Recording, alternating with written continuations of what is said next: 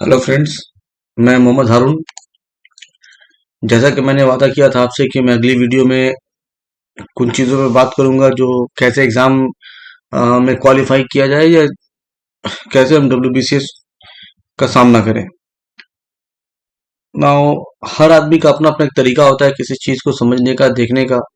अपना एक तजुर्बा होता है, जिस रास्ते से आप गुजर रहे हैं उस रास्ते में आपने क्या मुश्किलात देखी हैं, उनसे कैसे आपने टैकल किया है, आपको क्या कामयाबी मिली है और वगैरह वगैरह। इस तरह के सारे तजुर्बों से हम लोग आगे गुजरते हैं। तो ऐसे ही कुछ तजुर्बों से गुजर कर मैंने भी अपने पिछले डब्ल्यूबीसीएस 2020 के एग्जाम में एक कामयाबी हासिल की, जिसमें मैंने डीएसपी का पोस्ट हासिल किया है और मेरा रैंक 7 था ग्रुप बी के रिजल्ट में।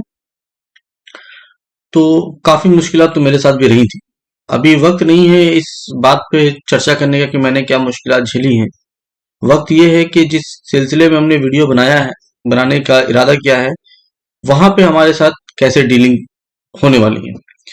तो अगर मैं अपने हिसाब से डील करूं तो मैंने ऐसा सोचा है कि उन पहलुओं पे भी बात की जाए जिसकी वजह से हमें अक्सर नाकामी का सामना करना पड़ता है।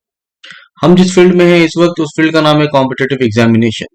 मैं इसे स्पेशली कॉम्पिटिटिव एग्जामिनेशन इसलिए कह रहा हूँ कि मैंने कहा ना कि जैसे तजुर्बा बहुत कुछ बयान करता है अपने आप में।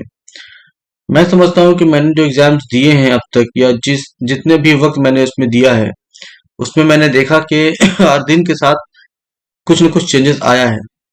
अगर वक्त के साथ हम ना बदले तो वक्त बदल जाएगा और हमारी हालत नहीं बदलेगी। तो इस वक्त में जो तब्दीलियां आई हैं, या वक्त ने जो हमारे कामकाज के तरीके में तब्दीलियां लाई हैं, उस तब्दीलियों को थोड़ा देखें तो आज हमारे पास अपॉर्चुनिटी कम है, वैकेंसीज कम निकल रही हैं, रिक्रूटमेंट नोटिफिकेशंस कम हो गए हैं और नंबर ऑफ कैंडिडेट ज्यादा हो गए हैं। इसके दो कारण ये है कि एक तो एवरीडे फ्रेशर्स मार्केट में आ रहे हैं ग्रेजुएशन कंप्लीट करने के बाद और दूसरा जो पुराने लोग हैं उनके पास अपॉर्चुनिटी कम हो गई है क्योंकि रिक्रूटमेंट रिलीज नहीं किया। तो हमारे पास आज की डेट में प्लान ए और प्लान बी दोनों होना चाहिए। जैसा कि जिस वक्त मैंने पढ़ाई शुरू करी होगी उस वक्त ऐसा था कि किसी एक एग्जाम के पीछे अगर हम मेहनत करते हैं और उस पर सारी अपनी कंसंट्रेशन को लगा देते हैं तो चांसेस थे कि उस एग्जाम में हमारी कामयाबी हो जाए, क्योंकि वो एग्जाम रेगुलर हुआ करते थे, फास्ट थे, वैकेंसी भले कम रही होगी बट रेगुलर थी। आज की डेट में मसला ये है कि अगर आप एक एग्जाम के पीछे लगे हुए हैं तो वो एग्जाम का रिक्रूटमेंट नेक्स्ट कब होगा ये पता नहीं है। तो मान लीजिए आपने फोर्थ से डब्ल्यूबीसीएस के पीछे मेहनत करने की कोशिश की। डब्ल्यूबीसीएस का प्रोसेस बहुत लेंदी है। इस प्रोसेस में अगर आप फेल होते हैं तो आपको 2 साल वेट करना पड़ेगा और दूसरा कोई ऑप्शन आपके पास मिलेगा या नहीं मिलेगा इसके चांसेस भी कम हो जाते हैं। लेकिन अगर आप पास कर जाते हैं तो कोई मुश्किल नहीं है। तो इसलिए मैंने सोचा है कि मैं दो पहलुओं पे बात करूं। पहला पहलू तो ये होगा कि कोई भी कॉम्पिटिटिव एग्जाम इंक्लूडिंग डब्ल्यूबीसीएस, अगर हमें वो कॉम्पिटिटिव एग्जाम को फेस करना है तो हमारा अप्रोच क्या होगा, हमारे लिए क्या बेसिक रिक्वायरमेंट होनी चाहिए, क्या मुश्किलात हमारे साथ आमतौर पे आती हैं, या मैंने जिसे जिया है, मैंने जो समझा है उसकी मैं पहले बात कर रहा हूँ। एक और वीडियो इसके बाद मैं डालूंगा जिसमें डब्ल्यूबीसीएस स्पेशली डब्ल्यूबीसीएस के साथ क्या मामला रहा है या मैंने क्या ऑब्जर्व किया है उस पर अपनी एक वीडियो बनाऊंगा। तो आई होप ये वीडियो आप एंजॉय करेंगे और आई होप कि आपके लिए कुछ काम आ सके।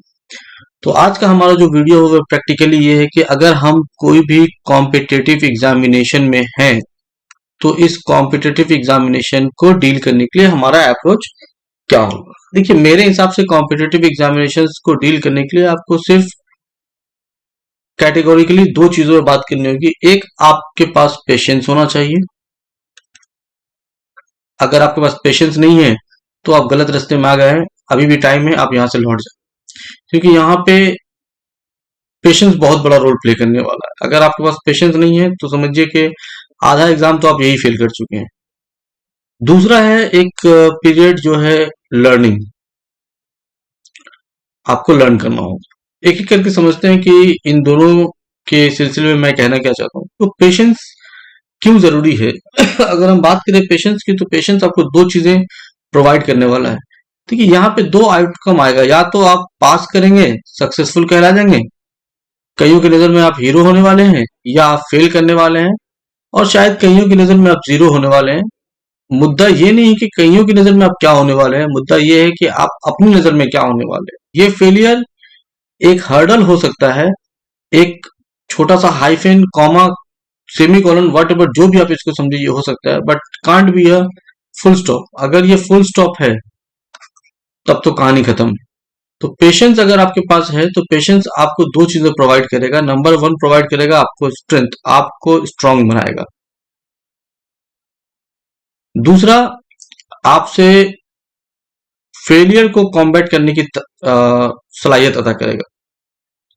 अब ये स्ट्रांग जो हो रहा है, देखिए फिजिकली स्ट्रांग नहीं बनना है, यहाँ पे हम लोग को बनना है मेंटली स्ट्रांग। मेंटली स्ट्रांग कैसे बनेंगे?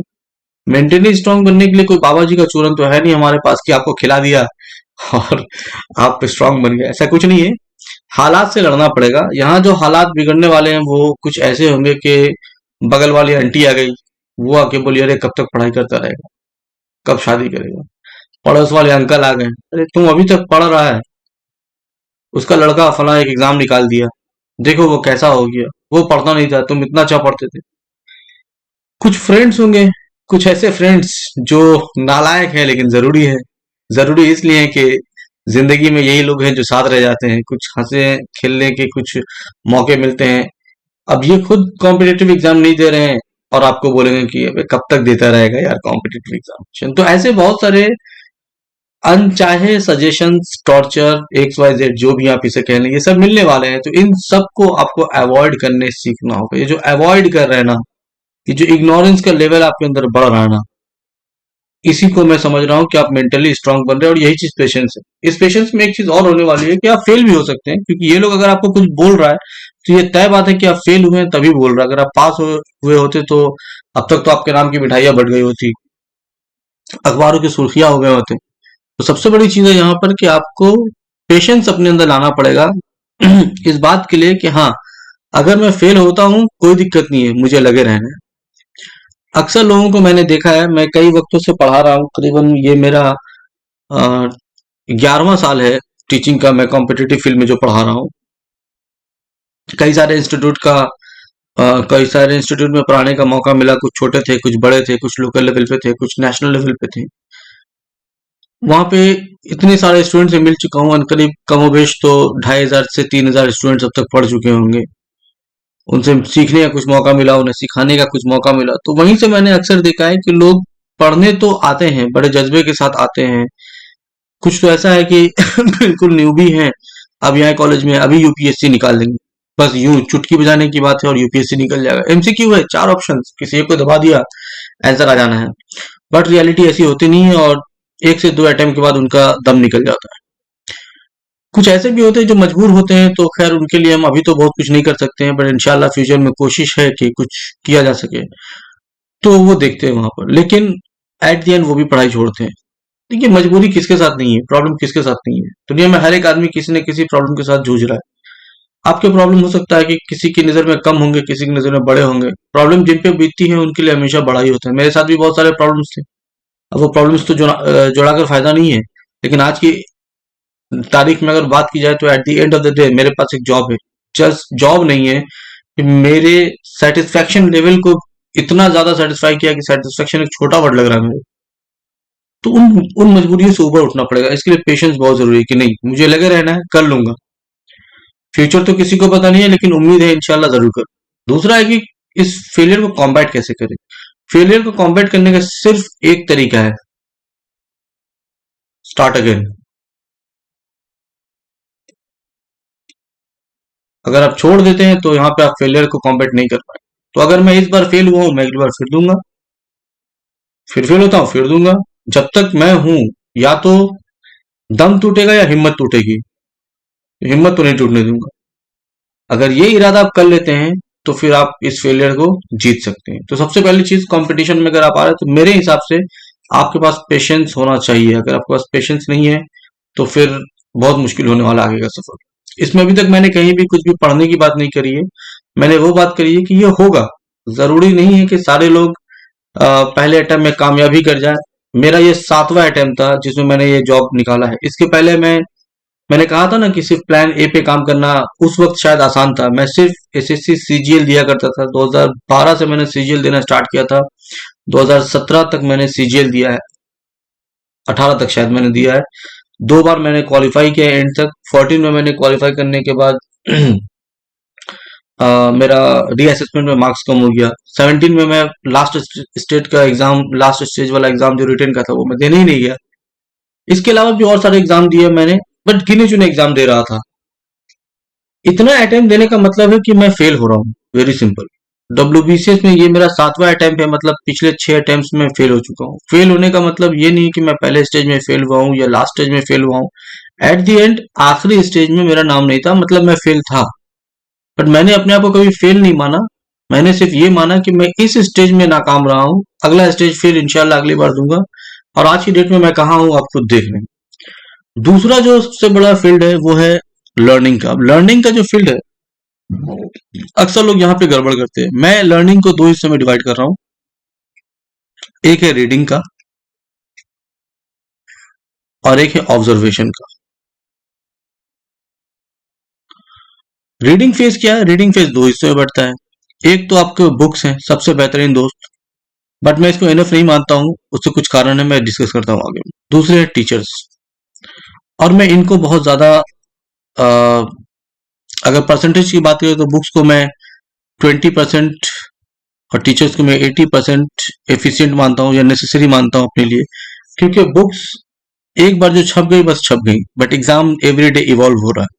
तो ये टीचर्स की जिम्मेदारी होती है कि वो उन एग्जाम्स से आपको रूबरू कराए, उनके चेंजेस से आपको बताए। क्योंकि एक एस्पायरेंट के लिए क्या जरूरी है क्या नहीं, वो तो बात की बात है। अगर बिल्कुल वो नया है तो उसके लिए पॉसिबिलिटी बिल्कुल ही नहीं है कि वो उस एग्जाम से उस तरह से अवेयर होगा जैसे कोई एक पुराना जो वेटरन हो चुका है उस एग्जाम में, या एक टीचर जो है उस एग्जाम को देख रहा हो।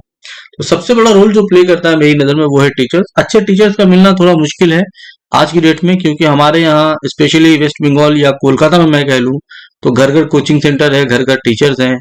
जिनका एग्जाम निकल गया वो भी टीचर्स है, जिनका एग्जाम नहीं निकला वो भी टीचर्स है, और स्टूडेंट भी वैसे ही है। उनको बस ऑफिसर्स अच्छे लगते हैं, टीचर्स उनको चाहिए नहीं। तो सबसे बड़ी जिम्मेदारी आपकी ये है कि आप पहले टीचर्स को तलाशें।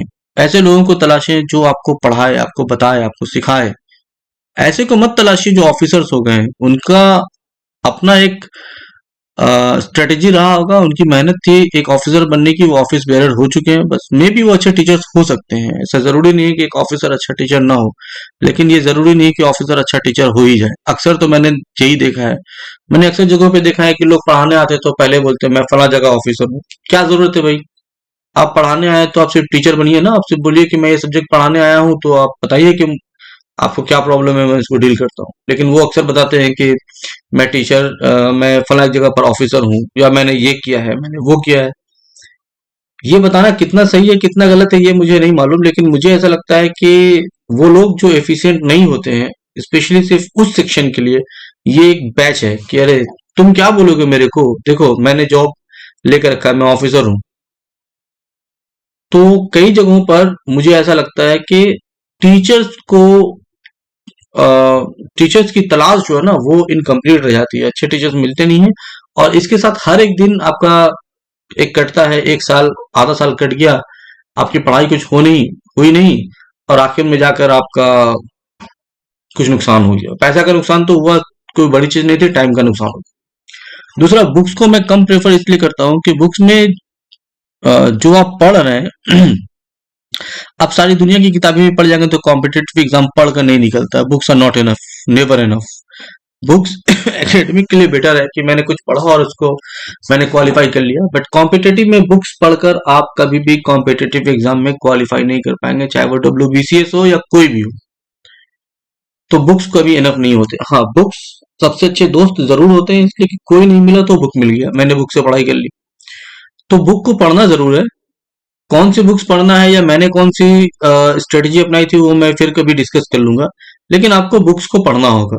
कोशिश यही कीजिए कि रिनाउंड बुक्स या रिनाउंड जो सेंटर्स है या रिनाउंड टीचर्स हैं उनके पास ना जाकर आप पहले ये मालूम करें कि इनके पढ़ने का जो इनका ये जो बुक है वो कितनी मेरे लिए बेटर है, मेरे से बातें कर पाती है कि नहीं, उनका लैंग्वेज मेरे लिए फैमिलियर है या नहीं।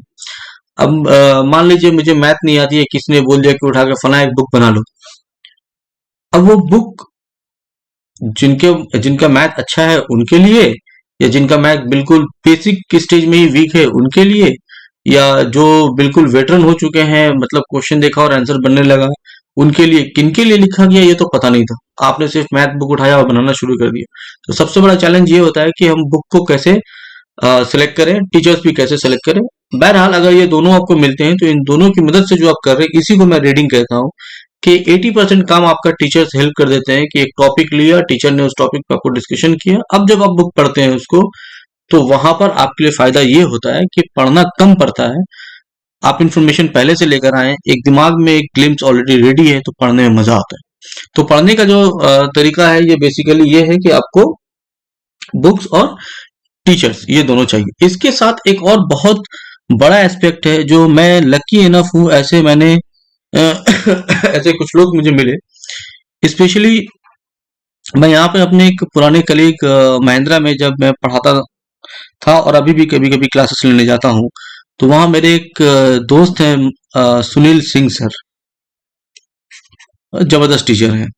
तो मैंने इनके साथ मिलकर कुछ फायदा उठाया इनसे। ये पढ़ने में बड़े अच्छे थे, मैं उतना अच्छा नहीं था, हूं भी नहीं। अब जब इनको कुछ चीज नई इंफॉर्मेशन मिलती थी तो ये मेरे से आकर डिस्कस करते थे। इवन अगर कोई चीज में कोई इंफॉर्मेशन इनको समझ में नहीं आ रहा तो ये मुझे बोलते थे, देखो ये चीज मालूम है क्या, या इसके बारे में थोड़ा सर्च करो ना। इनको बुक पढ़ना बहुत पसंद था और मुझे गूगल करना बड़ा पसंद था, तो मैंने उस एक इंफॉर्मेशन के पीछे गूगल करना शुरू किया और इस तरह करते करते किसी एक टॉपिक के ऊपर मेरे को बहुत ज्यादा इंफॉर्मेशन मिल गया। फिर डिस्कशन के दौरान कई नई चीजें मिलती थी। तो सबसे बड़ा चीज है, आपको एक ऐसा फ्रेंड चाहिए या एक ऐसा ग्रुप चाहिए जो आपसे डिस्कस करे। ना आप बुक के साथ मजा ले पाएंगे, ना आप टीचर्स के साथ इतना मजा ले पाएंगे जितना मजा इस दोस्त के साथ लेने वाले हैं। ऐसे बहुत कम लोग होंगे दोस्त, किसी ग्रुप स्टडी में पढ़ाई होने वाली है नहीं। व्हाट्सएप ग्रुप में गॉसिपिंग पे बात खत्म हो जाती है। तो अगर आपको पढ़ने की बात की जाए तो ऐसे किसी एक बंदे को ढूंढिए, आपके क्लासरूम में, आपके साथ एग्जाम में कहीं ना कहीं मिलेगा, उससे कांटेक्ट कीजिए, बातें करेंगे तो बातों बातों में टॉपिक डिस्कस कर लिए जाएंगे। सारी चीजें मालूम ही हो ऐसा जरूरी नहीं है, लेकिन यहाँ से वजह मिल जाती है कि क्यों मालूम करे, क्या मालूम करे, सारी चीजें होती है। दूसरी चीज है ऑब्जर्वेशन। ऑब्जर्वेशन का एक तरीका है कि मैं इसको 3 हिस्सों में डिवाइड करता हूं। नंबर 1, प्रीवियस प्रीवियस पेपर्स, जो पिछले साल के क्वेश्चंस है। हमेशा ये काम नहीं आते, लेकिन ये इससे एक आइडिया हो जाता है कि पेपर में क्वेश्चंस किस तरह के आ रहे हैं या किस रेंज तक आ रहा है। ये बहुत बड़ा फायदा पहुंचाता है। दूसरा एक है test. Now the finest and the best thing in competitive studies, test. मैंने भी कहा ना कि आप जितना भी बुक को पढ़ लें कोई फायदा नहीं होने वाला है। बुक्स पढ़कर मेरी जानकारी में या मेरे एक्सपीरियंस की बेसिस पे या मैंने जो भी समझा है, कॉम्पिटिटिव एग्जाम नहीं निकलने वाला है। कॉम्पिटिटिव एग्जाम निकलने के लिए आपको क्वेश्चंस को कन्वर्ट करना पड़ेगा मार्क्स में, और इसका सिर्फ एक सोर्स है, मॉक टेस्ट। अगर आपको मॉक टेस्ट मिलता है, कहीं भी मिलता है, फ्री में मिलता है, फ्री वाला, पेड मिलता है तो पेड वाला, किसी रिनाउंड इंस्टीट्यूशन से अगर आप करते हो तो ज्यादा बेटर है। ऐसे टेस्ट सीरीज में आप जरूर ज्वाइन करें। आपके मार्क्स कम आएंगे ज्यादा आएंगे ये सेकेंडरी इशू है, लेकिन पहले टेस्ट सीरीज को आपको ज्वाइन करना पड़ेगा। इसके लिए पहले पढ़ना पड़ेगा, तो इसलिए मैंने रीडिंग को फर्स्ट पार्ट में बोला है और ऑब्जर्वेशन वाला सेकंड पार्ट में। अब इस टेस्ट में क्या होगा, टेस्ट में 2-3 चीजें होंगी, वो मैं थोड़ी देर में देखता हूँ। और आखिरी चीज है एनालिसिस। एनालिसिस क्या होता है? एनालिसिस ये होगा कि जब आप टेस्ट देंगे और प्रीवियस ईयर का पेपर पढ़ेंगे तो आपको समझ में आएगा कि ये दोनों में कितना तालमेल है या नहीं है, और आप जो पढ़ रहे हैं वो इन दोनों के लिए कितना फ्रूटफुल हो रहा है कि नहीं। क्योंकि अगर आप यहाँ पे अच्छा नहीं कर पाएंगे तो चांसेस बहुत कम हो जाते हैं मेंस एग्जाम में अच्छा करने का। मेंस मतलब जो प्रॉपर एग्जाम है। अब मैंने जब कहा कि टेस्ट में क्या होगा, थोड़ा इसकी बात कर लेता हूँ। टेस्ट, देखिए टेस्ट में क्या होगा, जब आप टेस्ट देंगे तो या तो आपका मार्क्स, 2 चीजें होंगी, चलिए आप तो फेल करेंगे या पास करेंगे। अगर फेल कर गए तो कट ऑफ से कम है, सीधी सी बात है, कट ऑफ अचीव नहीं हो। पास किया तो आपने कट ऑफ अचीव कर लिया, अचीव हो चुका है, यहाँ पे अचीव नहीं है। लेकिन हमारा मकसद कट ऑफ अचीव करना नहीं है ना, हमारा मकसद है कि जो फाइनल लिस्ट है उसमें मेरा नाम आना चाहिए। अब अगर ये फाइनल कट ऑफ है तब तो बहुत अच्छी बात है, लेकिन ये फर्स्ट स्टेज या सेकंड स्टेज या इंटरमीडिएट स्टेज का कट ऑफ है तो अभी भी मेरे लिए दिल्ली बहुत दूर है। तो अब इसको कैसे टैकल किया जाए? वेरी सिंपल, क्योंकि आप तो अभी कमजोर है तभी ये हालत हो रही है। तो इसमें सबसे बड़ी चीज है कि आप खुद को ऑब्जर्व करें। कंपटीशन किस चीज का नाम है? अगर मेरे से कोई पूछे तो मैं बोलूंगा कंपटीशन खुद से लड़ने का नाम है। खुद से लड़ने का नाम है। आपका कॉम्पिटिटर कोई नहीं है, आपका कॉम्पिटिटर आपका कल और आपका आज है। यही है कंपटीशन, कि आप कल कितना जान रहे थे और आज कितना जान रहे हैं। अगर आप कल 1 नंबर स्कोर कर रहे थे, आज अगर वो कम हो गया, ये है लॉस। अगर आप कल 1 नंबर स्कोर कर रहे थे, आज 2 नंबर कर रहे हैं, ये है बेनिफिट। तो आपको सिर्फ ये देखना है टेस्ट देकर कि कल तक जो मैं कर रहा था मेरा परफॉर्मेंस उससे अच्छा हो रहा है या मेरा परफॉर्मेंस उससे बुरा हो रहा है। अगर बुरा हो रहा है तो क्यों हो रहा है, मेरा मार्क्स कम क्यों है? दो बातें होंगी उसके लिए, या तो मैं वो चीजें जानता हूं या नहीं जानता हूं। नहीं जानता हूं तो मेरे को पढ़ना पड़ेगा, जानता हूं तो फिर क्वेश्चन उठेगा आखिर मैंने परफॉर्म क्यों नहीं किया। या तो मुझे याद नहीं है, या फिर मैंने कहीं सरसरी नजर से एक बार देख लिया था, उसको इंपॉर्टेंस नहीं दिया, पता लग गया कि मेरे को ये इंपॉर्टेंस देना है। अगर मैंने इसको पढ़ा नहीं था तो फिर ध्यान देना कि अच्छा ये चीजें भी पढ़नी पड़ेंगी। तो टेस्ट देने से आपको बहुत कम वक्त में, मेरे हिसाब से बहुत कम वक्त में आपको बहुत कुछ पता लग जाता है कि क्या पढ़ना है। और कई बार तो ऐसा होता है कि वहीं से आपको बहुत सारा इन्फॉर्मेशन मिल जाता है, जो आप पढ़े हुए हैं वो रिमाइंड हो जाता है। दो चीजें, एनालिसिस की जब हम बात करें तो एनालिसिस क्या है? एनालिसिस एनालिसिस मेरे हिसाब से कुछ नहीं है, बिहेवियर को बदलता हुआ देखना है। जब मैंने WBCS की शुरुआत करी थी 2014 में, मैंने पहला अटेम्प्ट दिया था। इस वक्त से लेकर 2019 तक में बहुत ज्यादा चेंजेस नहीं आया था, लेकिन 2019 में एक चेंज आया, 2020 में थोड़ा और चेंज आया। चेंज क्या आया? प्रीलिम्स के पेपर में कुछ स्टैंडर्ड ऑफ क्वेश्चंस चेंज होने शुरू हो गए। मैं जब दूसरा वीडियो बनाऊंगा WBCS पे तो मैं उस पे उसमें इन चीजों पे डिस्कस करूंगा, लेकिन ये चेंज हुए। उसी तरह किसी ने अगर मान लो SSC CGL देना है, CGL देना है, तो भाई इस बार CGL के पैटर्न में कुछ चेंजेस आया है। यही एनालिसिस कि मुझे समझना पड़ेगा कि जो चेंज आ रहा है वो चेंज किस तरह से आ रहा है। क्वेश्चन तो आपसे बोलकर चेंज नहीं करेगा ना, क्वेश्चन आहिस्ता आहिस्ता चेंज होगा। अभी देखो आप 5 ईयर प्लान, एक इकोनॉमी में एक टॉपिक हुआ करता था 5 ईयर प्लान, इससे क्वेश्चन आना बंद हो गया। लेकिन मुझे समझ नहीं आता अभी भी बहुत से लोग 5 ईयर प्लान को घंटों, 2 घंटों, 3 घंटों पढ़ाते हैं। भाई क्वेश्चन नहीं आता है। एनालिसिस यही है कि मुझे मालूम होना चाहिए कि मुझे पढ़ना क्या है। नीति आयोग, चलो इसके अगेंस्ट में आपके पास आ गया एक नीति आयोग। नीति आयोग पे क्वेश्चन ही कितना आता है? करंट अफेयर्स बेसिस पे 1 से 2 क्वेश्चन आता है बस। तो हमको एनालिसिस ये बताता है कि कितना पढ़ना है, क्यों पढ़ना है, पढ़ना भी है कि नहीं पढ़ना है, एक नजर देख के रखना है, बहुत सारी चीजें हैं। तो हर एग्जाम का अपना एक पैटर्न होता है, हर एक एग्जाम का अपना एक स्टैंडर्ड होता है, हर एक एग्जाम का अपना एक जोन ऑफ क्वेश्चन होता है। क्वेश्चन को जानने के लिए उसको एनालिसिस करना, उसमें जो बिहेवियरल चेंज आ रहा है। पहले रीजनिंग रिडल बेसिस पे नहीं आता था, इस बार आने लगा। 2019 में ही शायद एक क्वेश्चन आया था कि अगर आप एक रेस में दौड़ रहे हैं और आपने सेकेंड पोजीशन वाले को रिप्लेस किया तो आपका पोजीशन क्या होगा। ना मैं खुद बता रहा हूं, मैंने उसमें अपना पोजीशन फर्स्ट लिख दिया था, जबकि इसका आंसर है सेकंड को रिप्लेस करने के बाद आप एक्चुअली सेकंड ही होंगे। तो ये चीजें एनालिसिस होती है। ऐसा नहीं है कि मैंने जो गलती करी है मैं वो आपसे छिपाऊंगा, या जो मैंने नहीं करी उसको भी गलती करूंगा। मैं अपनी गलतियों से सीखता हूँ। मुझे इस बात से कभी शर्म नहीं आई कि मैंने ये गलत किया है। हाँ, इस बात पे शर्म आई कि मेरे से ऐसी सिली मिस्टेक्स क्यों हुई, उसके पीछे कुछ कारण थे, मैंने उस कारण पे हमेशा मेहनत करी है। मैं यही चाहूंगा आप भी मेहनत करें। आज के लिए मैं इतना ही रख रहा हूँ। ये वो सेक्शन था जो किसी भी कॉम्पिटेटिव एग्जाम के लिए मेरे हिसाब से जरूरी है। हम और एक वीडियो के साथ कोशिश करेंगे, इस सीरीज का प्रोबेबली लास्ट इंस्टॉलमेंट होगा कि कैसे WBCS में हम अपना अप्रोच करें, WBCS का क्या बिहेवियर है, वहां पे हमें क्या क्या चीजों को ऑब्जर्व करना है, और WBCS के बिहेवियर में क्या क्या चेंजेस आई हैं, क्या क्या चेंजेस आ सकती हैं। फ्यूचर को तो प्रिडिक्ट करना पॉसिबल नहीं है मेरे लिए, लेकिन फिर भी मैंने जिस तरह से पढ़ाई करी है तो उसमें मैं अपने हिसाब से कुछ चीजों को एनालिसिस करता था। मेरे हाथ में वो फेवरेबल भी रही है, तो मैं वो चीजें आपसे डिस्कस करूंगा। होपफुली आपको लिए ये कुछ फायदेमंद होगा। कोशिश कीजिए इन चीजों पे एक बार सोचने का कि मैं जो बोल रहा हूँ वो आपके लिए कितना सही है नहीं है। जरूरी नहीं कि मैं जो बोल रहा हूँ वो सही ही हो, लेकिन हर चीज को मानने या उसको इग्नोर करने से पहले मैं ये समझता हूँ कि एक बार आप उस पर फिक्र कर लें, एक बार सोच लें, तो ज्यादा बेटर होगा वो। ये सबसे सही तरीका होता है मेरे हिसाब से। And for the next, till the rest, thank you. Next तक स्टे ट्यून्ड।